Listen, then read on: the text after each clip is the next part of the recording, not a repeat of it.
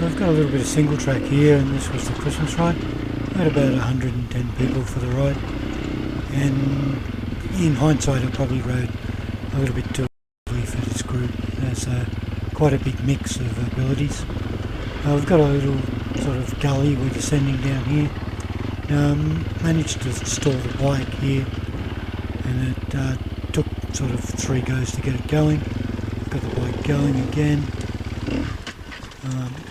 and I was able to keep the feet up and not lose balance.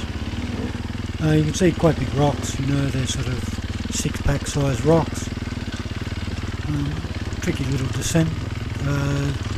Bloke in front in sort of the sort of beigey coloured thing, he was having trouble with feet down everywhere. So I sort of got under him here, little sort of drop down there. Some chap still in the corner. Little tricky little climb. Would have been in 2nd or 3rd gear there. Started to get a little bit of momentum going again here, but still fair bit of clutch to maintain forward progress. The Sherco 300 4-stroke I found has been an exceptional bike,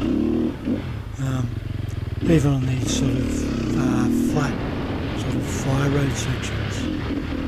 We've come down into another little steep sort of gully. You can see there's quite big washouts here too. Now I use 3rd and 4th as much as I can on this bike. You know, there's quite good torque, and it carries its speed very well. The suspension's quite stiff, so you've got to actually ride quite aggressively to get the most out of the bike. I find if I'm getting beaten up on the bike, I'm not riding it fast enough, and usually I start to ride a bit faster, and sort of the suspension comes with my own. Little steep gullies all the way through this thing. You can see here the back wheel hooks around a little bit, but I've got plenty of clutch and drive. Get a good little bit of drive up through this little climb here, and unweighted the front wheel there, but didn't. That corner man had pointed to the left a little bit, so I sort of anticipated a greater left turn.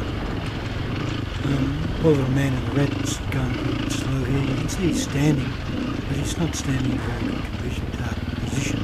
Tried to go under him here, that big log upset me. Down this little gully, slowed me up a bit.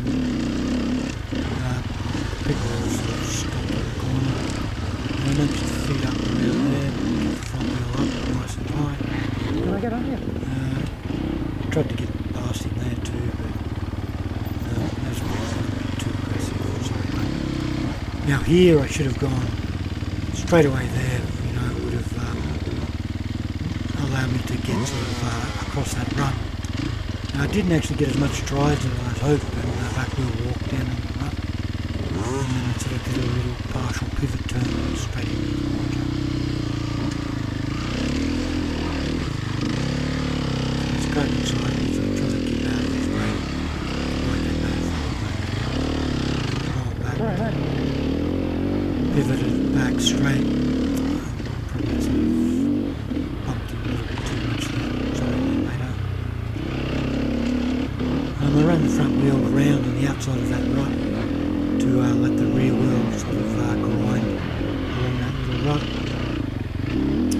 It starts to flatten out a little bit when I get to the top. And again, I probably haven't got as much drive, and I'm probably in a fraction too high gear than I wanted to be. Sort of flattens out a little bit here, we start to get a little bit quicker, and then we go back into the single track.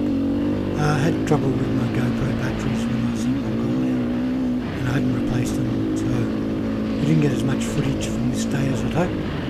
Hope you're enjoying the videos.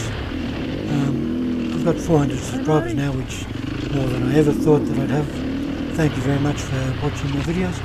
If anything you think you'd like to see or I could do better, please leave a comment. Thank you again for everyone that's watched and contributed. Bye now.